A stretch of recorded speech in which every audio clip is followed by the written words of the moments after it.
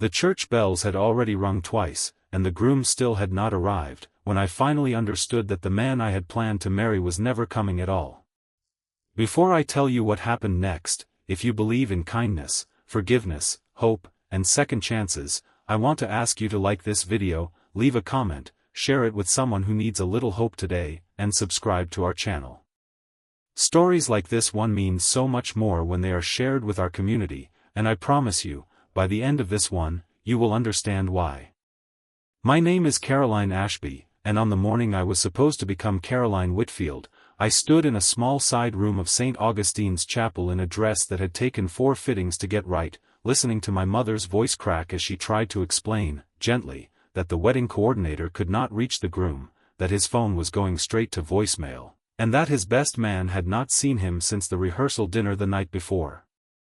Sunlight was pouring through the stained glass window behind her, throwing soft blues and golds across the floor, the kind of light that photographers dream about for wedding pictures, and I remember thinking, absurdly, that it was a beautiful day to be humiliated. I had met Preston Whitfield 3 years earlier at a charity gala in the city, back when I was working long hours as a junior architect at a mid-sized firm, still paying off student loans, still dreaming in blueprints. Preston was handsome in that polished, magazine cover way, the son of a real estate developer, charming with waiters and doormen alike, generous with compliments, and for a long time I believed that generosity was the same thing as love. He proposed on a rooftop in autumn, with the city lights spread out beneath us like a carpet of stars, and I said yes before he even finished the question, because I wanted so badly to believe that someone like him could choose someone like me and mean it forever. What I did not know, what none of us knew until that morning, was that for the past 8 months, Preston had been having an affair with his executive assistant, a young woman named Bianca Cole, and that the affair had progressed far enough that Bianca was, as it turned out, 6 weeks pregnant. I would learn later, in fragments, through the cruel efficiency of gossip, that Preston had spent the night before our wedding not at his childhood home as he told his mother, but at Bianca's apartment across town, that they had argued about what to do, that Bianca had cried and told him she could not watch him marry someone else while carrying his child, and that somewhere around 4 in the morning, my fiancé had made the decision that would define the rest of my life, though he did not know it yet, and neither did I. My father found out first. He had gone outside the chapel for air, unable to sit still, and a photographer friend of the family, someone who worked freelance for the local paper, pulled him aside and showed him a photo that had already begun circulating online, taken outside a small private airfield less than 2 hours earlier. In the photo, Preston stood beside a chartered jet, his arm around Bianca's shoulders, both of them dressed not for a wedding but for travel, suitcases at their feet. The caption, written by someone who clearly had no idea what they were about to destroy, simply read, "Local developer's son and mystery woman depart for what looks like a romantic getaway." My father did not show me the photo. He did not have to. By the time he came back inside, his face had already told me everything, and I remember sitting down on a small wooden bench in that side room, still in my wedding dress, and feeling the entire world go very quiet, as if someone had turned down the volume on my own life. There is a particular kind of pain that does not arrive all at once. It comes in waves, each one worse than the last, because your mind keeps finding new details to grieve. First I grieved the wedding itself, the 200 guests sitting in pews who did not yet know they were about to watch me fall apart. Then I grieved the years, 3 of them, that I had spent building a future with a man who had apparently been building an entirely different future in secret. Then, cruelest of all, I grieved myself, the version of me who had trusted so completely, who had ignored the late nights at the office, the sudden trips, the way Preston's phone had started sleeping face down on the nightstand. I had explained all of it away, because I loved him, and love, I was learning that morning, can make excellent excuses. My mother wanted to cancel everything quietly and usher me out through the back of the church, away from the guests, away from the cameras that had already begun to gather outside, drawn by whispers that something had gone terribly wrong. But before she could arrange it, the chapel doors opened, and a man walked in whom I had not seen in nearly 6 years, a man named Julian Hale. I need to tell you about Julian, because without him, this story would end very differently, and much more sadly. Julian and I had grown up 2 streets apart in a modest neighborhood on the edge of the city, back before either of our families had any money to speak of. His father repaired cars for a living, mine taught high school mathematics, and Julian and I spent our childhoods building blanket forts, arguing over board games, and eventually, as teenagers, falling into the kind of quiet, unspoken love that neither of us had the courage to name. He used to walk me home from school even though it took him 20 minutes out of his way. He gave me his jacket every winter and pretended he ran warm. On the night of our high school graduation, he told me, standing awkwardly under a street lamp, that he thought he might love me, and I, terrified and 18 and utterly unprepared for the weight of those words, told him I needed time. He left for college on the other side of the country 3 days later. We wrote letters for a while, then emails, then nothing at all, the way young love so often dissolves under the pressure of distance and time and the fear of saying too much. I heard, over the years, secondhand, through mutual friends and the occasional article, that Julian had built something extraordinary. He had started a small software company in his college dorm room, something related to logistics and supply chains, unglamorous work that turned out to be worth billions once global shipping companies realized they could not function efficiently without it. By the time he was 32, Forbes had put him on a list I never expected to see anyone I actually knew appear on. I had followed his rise from a careful distance, proud of him in the quiet way you are proud of someone you once loved and let go, never once imagining our paths would cross again, certainly never imagining they would cross on the worst morning of my life. But there he was, standing in the doorway of that side room in a simple gray suit, no entourage, no bodyguards, just Julian, older now, with lines at the corners of his eyes that had not been there before, looking at me the way he used to look at me when we were 17 and the whole world still felt survivable. My mother had called him. I found out later that she had kept in touch with his mother over the years, the way women in old neighborhoods often do, and that when everything began falling apart that morning, some instinct in her had reached for the one person she trusted to help hold me together. He did not say anything grand or cinematic. He did not tell me everything would be fine, because he was not the kind of man who made promises he could not keep. He simply sat down beside me on that wooden bench, still in his suit, careful not to crease my dress, and said that he had heard what happened, and that he was sorry, and that I did not have to face the 200 people outside if I did not want to, that he would handle it, whatever that meant, if I would let him. I remember looking at him and feeling something strange and disorienting, grief and relief tangled together so tightly I could not separate them, and I remember nodding, because I did not trust my voice to form words. What Julian did next became, over time, one of the more quietly remarkable things I have ever witnessed. He did not make an announcement or cause a scene. He simply walked out to where my father stood frozen near the chapel entrance, spoke to him briefly, and then went out to address the gathering crowd of guests and the handful of reporters who had already begun to circle like gulls sensing a storm. He told them, calmly and without a hint of cruelty toward Preston, that the wedding would not be happening today, that Caroline needed privacy and kindness, not spectacle, and that anyone who cared about her would understand that the best thing they could do was go home and let her breathe. Then he asked the venue coordinator to quietly settle whatever costs remained on the day, so that my parents, who had spent their savings on this wedding, would not be left with the bill for a marriage that never happened. He did all of this in under 20 minutes, without raising his voice once, and then he came back inside and simply sat with me while my mother cried and my father paced and the church slowly emptied out into the golden late morning light. I did not fall in love with Julian that day. I want to be honest about that, because so many of these stories rush the feeling, and I think that dishonesty cheapens what actually happened. That day, I felt nothing but devastation, a hollow, echoing kind of grief that made even breathing feel like an effort.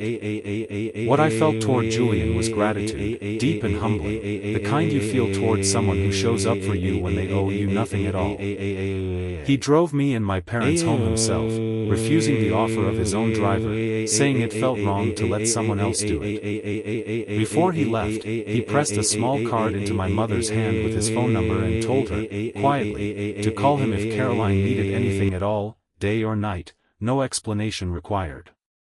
Then he left, and I did not hear from him again for nearly 3 weeks, which I would later learn was entirely deliberate. He told me, much later, that he did not want to be one more person crowding into my grief, demanding my attention when I had none left to give. The 3 weeks that followed were the hardest of my life. I moved back into my childhood bedroom, unable to face the apartment Preston and I had shared, unable to face the boxes of wedding decorations still sitting in the hallway, the dress hanging in its garment bag like a ghost. I stopped eating properly. I stopped returning most calls. The story had, of course, spread far beyond our small circle, picked up by local news and then, humiliatingly, by a few national gossip outlets, because Preston's family had enough money and enough enemies that a story like this one was too juicy to ignore.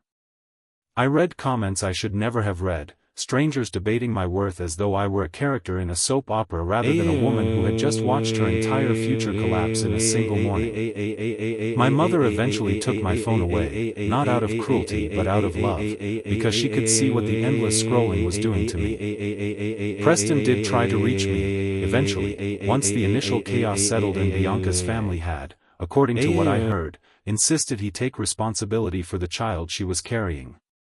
He sent flowers I threw away unopened. He sent a long email full of the kind of language that sounds like an apology but is really just an explanation of his own feelings, how he had fallen in love unexpectedly, how he had been a coward for not telling me sooner, how he hoped I could someday understand. I did not respond. There was nothing left in me to give him, not even anger, just a tired, bruised kind of silence. It was my younger brother, Theo, who finally convinced me to leave the house again. He was 22 then, still figuring out his own life, but he had a way of cutting through my self-pity that no one else could manage.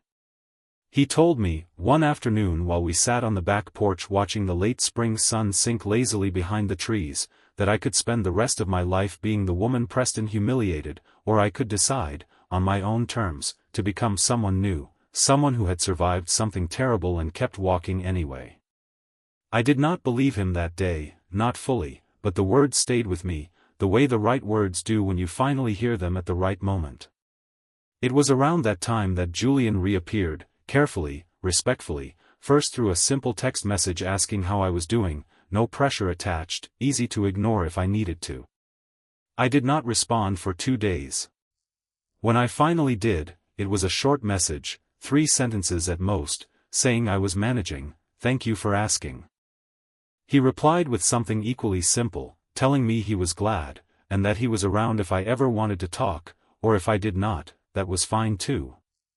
There was no urgency in him, no agenda I could detect, and that patience, more than anything else, was what slowly began to draw me back toward the world. We started meeting for coffee, always during the day, always somewhere quiet and unremarkable, a small cafe near the park where we used to play as children, a bench overlooking the river where we had spent countless afternoons as teenagers avoiding our homework. Julian never once brought up Preston unless I did, and even then, he never spoke badly of him, which surprised me.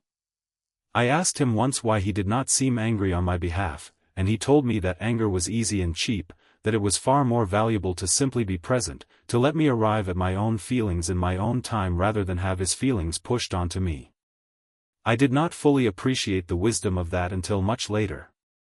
Over the following months, our friendship deepened in a way that felt organic rather than forced, built on long conversations during lazy Sunday afternoons, walks through the botanical garden where Julian, despite being one of the wealthiest men in the state, insisted on buying the cheapest bag of birdseed from the gift shop because it was what we used to do as kids, feeding the same stubborn pigeons that had probably been there for generations.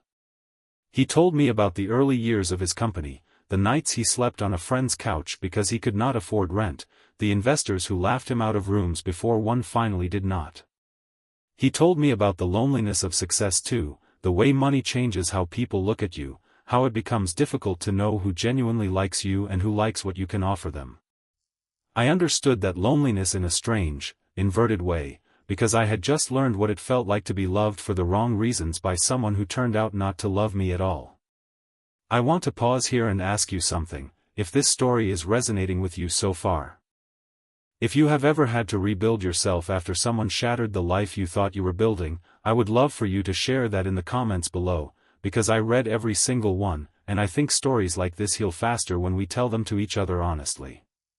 It was nearly 5 months after the wedding that never happened when Julian finally told me, plainly and without pretense, that he still loved me, that he had never entirely stopped loving me since that street lamp conversation all those years ago, and that he understood if I was not ready to hear it, but that he could not keep pretending our friendship was purely platonic when it had never quite felt that way to him.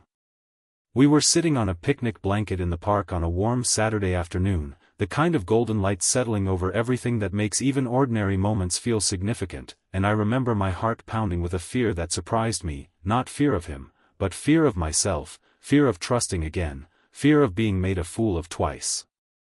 I told him I needed time, the same words I had told him at 18, and I watched something flicker across his face, an old wound reopening, though he tried to hide it. But this time, I added something I had not been brave enough to say all those years ago. I told him that I was afraid, not of my feelings for him, but of what it would mean to hand my heart to someone again after watching it get broken so publicly and so completely. He took my hand, gently, and told me he was not asking for my heart today, only for the chance to keep earning it, for as long as it took, without any deadline attached. That patience, that refusal to rush me, was, I think, the moment I truly began falling in love with him, not the boy I remembered from childhood, but the man he had become. Word of our growing closeness eventually reached Preston, as these things always do in small enough social circles, and he showed up unannounced at my parents' house on a bright Tuesday afternoon, looking thinner than I remembered, his usual polish worn away by months of tabloid scrutiny and, I would later learn, a difficult relationship with Bianca that was already beginning to crumble under the weight of how it had started. He stood on the porch and told me he had made the worst mistake of his life, that Bianca and the pregnancy had been a moment of weakness he could not undo, that he still loved me and wanted to fix what he had broken. I listened to him, standing in the doorway, feeling strangely calm, and I realized, somewhere in the middle of his apology, that I felt nothing for him anymore, not anger, not longing, just a quiet, settled indifference, the kind that only comes when a wound has genuinely healed rather than merely scarred over. I told him I hoped he found peace, that I forgave him not because what he did was acceptable, but because carrying that anger forward would only poison the life I was trying to build, and then I closed the door, gently, and did not look back. I share that moment because I think forgiveness is often misunderstood. Forgiving Preston did not mean excusing what he did, and it certainly did not mean welcoming him back into my life. It meant releasing the weight of what happened so it would stop shaping every decision I made afterward. I forgave him for myself, not for him, and that distinction changed everything about how light I felt walking back into the house that afternoon. Julian and I took our time, the way he had promised we would. We did not rush into a relationship with the same breathless urgency I had once mistaken for love with Preston.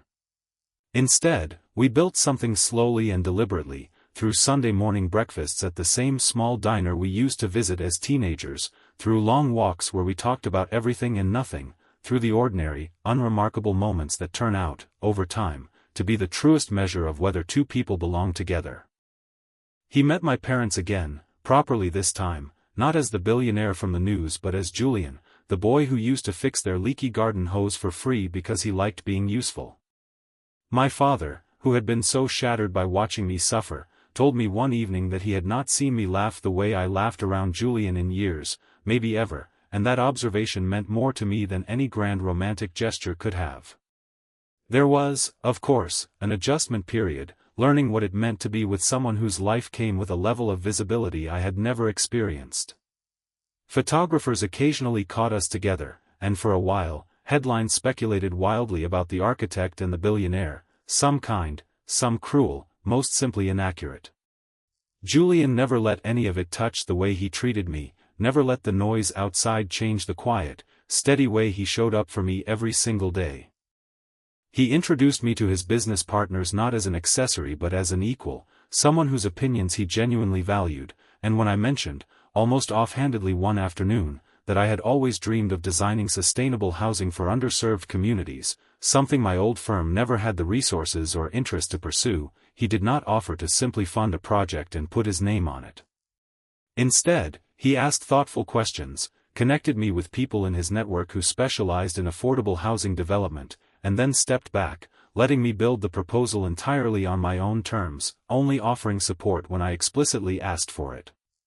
That restraint, that respect for my independence even as our lives intertwined more deeply, told me more about his character than any grand romantic declaration ever could. About a year after that devastating wedding day, Julian proposed to me, not on a rooftop overlooking city lights, not with fireworks or a flash mob or any of the theatrical gestures his wealth could have easily afforded. He proposed on a quiet Sunday morning at the same park bench overlooking the river where we used to sit as teenagers, birdseed scattered on the ground around our feet, the same stubborn pigeons pecking nearby as though they remembered us too. He did not have a rehearsed speech. He simply took my hand, told me that he had loved me since he was 17 years old and had spent the years in between building a life he hoped, someday, he might get to share with me, and that he was not asking me to erase what happened with Preston, only to let him spend the rest of his life proving that not every promise gets broken. I said yes before he even finished, the same way I had said yes to Preston years earlier, but this time, the yes came from somewhere entirely different, somewhere steady and certain rather than desperate and hopeful. Planning our wedding was its own quiet act of healing. I insisted on a small ceremony, nothing like the elaborate affair Preston and I had planned, just close family and the handful of friends who had stood by me through the worst months of my life. Julian did not blink at the modest guest list or the simple venue, a garden behind my parents' old church rather than the grand cathedral downtown that his family's wealth could easily have secured.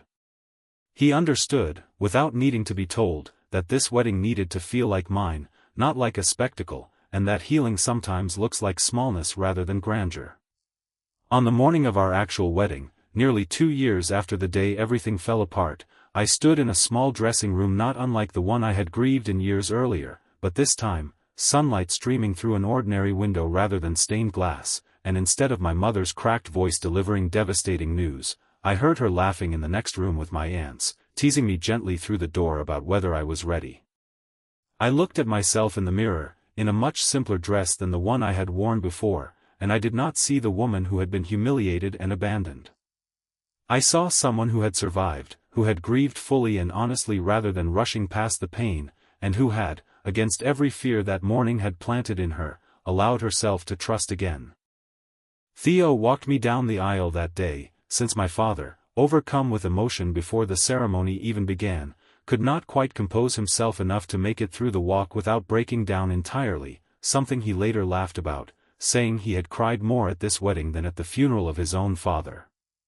When I reached the end of the aisle and saw Julian standing there, not polished and performative the way Preston always seemed to be, but simply present, his eyes glistening, his hands slightly trembling as he reached for mine, I felt something settle inside me that I had not realized was still unsettled, a final piece of the old wound closing over for good. We did not have 200 guests or a chartered orchestra or any of the trappings that once defined what I thought a wedding should look like. We had 40 people who genuinely loved us, a small string quartet made up of music students Julian had quietly sponsored through college, and vows that we wrote ourselves rather than borrowing from a template. In my vows, I told Julian that he had taught me the difference between being chosen and being kept, that Preston had kept me the way someone keeps a favorite possession, convenient and decorative, while Julian had chosen me, actively, patiently, again and again, even when I gave him every reason to walk away and try somewhere easier. I told him that I did not marry him because I needed rescuing, but because somewhere in the process of rebuilding my own life, I discovered that the life I wanted to build included him, not as a solution to my pain but as a partner in whatever came next. Julian's vows were simpler, though no less moving. He told me that he had spent years building a company, an empire some people called it, and that none of it had ever felt as meaningful as sitting beside me on a park bench feeding stubborn pigeons. He said that watching me survive the worst year of my life had taught him more about strength and grace than any business lesson ever had, and that he did not consider himself my rescuer, because I had rescued myself long before he ever showed up. He simply hoped to spend the rest of his life walking alongside the woman I had chosen to become. If this story has touched something in you, whether because you have survived your own devastating betrayal, or because you believe, as I do, in the quiet power of patience and second chances, I want to ask you to leave a comment below sharing what this story meant to you, or what lesson you are carrying with you today, because I believe these words matter more when we share them with each other honestly. After the ceremony, we did not disappear into some extravagant honeymoon in a far-off country immediately, though we did travel later that summer. Instead, we spent our first days as husband and wife doing something that felt far more meaningful to both of us, breaking ground on the affordable housing project I had spent the previous year developing, the one Julian had quietly supported without ever taking credit for it. Standing there in work boots instead of wedding attire, shovel in hand beside my husband, surrounded by future residents who would someday call this development home, I felt a happiness that no rooftop proposal or chartered jet could ever have manufactured, a happiness built on purpose and partnership rather than performance. As for Preston, I heard, through the same second-hand channels that once delivered news of his betrayal, that his relationship with Bianca did not survive the pressures it was born under, that he became a father to a little girl he apparently adores, and that he eventually found a quieter kind of life, away from the spotlight his family's wealth once thrust him into. I do not wish him ill. I have come to believe that people often hurt others not because they are simply cruel, but because they are cowardly, unwilling to face difficult truths honestly, choosing instead the easier, more destructive path of avoidance. Preston's cowardice cost him the version of his life he might have had with me, and it gave me, unexpectedly, the version of my life I now believe I was always meant to have. My mother, who still keeps the small business card Julian handed her on that terrible morning, framed it, actually, along with a photograph from our wedding day, and hung it in her hallway as a reminder. She told me that sometimes the worst days of our lives are simply the universe clearing space for something far better to arrive, even when we cannot see it in the moment. I did not believe her the first few times she said it, back when the grief was still too fresh to accept any silver lining. But standing now in the home Julian and I built together, watching him read bedtime stories to our young daughter, Margot, in a voice far too gentle for a man who negotiates multi-million-dollar contracts during the day, I understand exactly what my mother meant. Margot was born 18 months after our wedding, on a bright spring morning much like the one that once brought me so much pain, and I remember thinking, holding her for the first time, how strange and beautiful it is that the same season which once witnessed my complete devastation could, years later, witness such overwhelming joy. Julian cried holding her, this billionaire who built an empire from nothing, who negotiates with world leaders and industry titans without breaking a sweat, reduced entirely to tears by the weight of his daughter's tiny hand wrapped around his finger.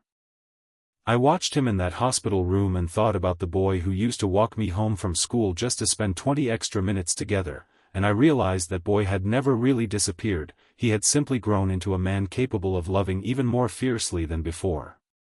I still think, sometimes, about that morning in the side room of St. Augustine's Chapel, the golden light through the stained glass, my mother's cracked voice, the devastating photograph my father tried to shield me from. For a long time, I thought of that morning as the worst day of my life, and in many ways, it still was, the day I lost something I genuinely believed I could not survive losing. But I have come to understand that it was also, quietly and invisibly at the time, the first day of a much better life, one I never would have found if Preston had simply shown up and married me as planned. Sometimes the doors that slam shut in our faces, however painful in the moment, are protecting us from a future far smaller than the one we actually deserve. If you take nothing else from my story, I hope you take this: heartbreak, however devastating, however public or humiliating, does not have the final say over your life unless you allow it to. I spent months grieving, and I do not regret a single day of that grief, because healing rushed is healing denied. But grief, if you let it, eventually makes room for something new, something you could not have imagined while you were still in the depths of it. I did not find Julian by searching for a replacement for Preston. I found him by slowly, painfully, honestly rebuilding myself, and it turned out that the life I built in that process had room in it for a love far steadier and far truer than anything I had known before. Before you go, I want to ask you one more time, if this story touched your heart in any way, please like this video, leave a meaningful comment about what stood out to you most, share it with someone who might need a little hope today, and subscribe to our channel so you never miss another one of these journeys. Our community grows stronger every time one of these stories reaches someone who needed to hear it, and I believe, as I hope you do too, that kindness, forgiveness, hope, and second chances are never wasted, no matter how long they take to arrive. Thank you for spending this time with me and with our family here, and I will see you in the next story.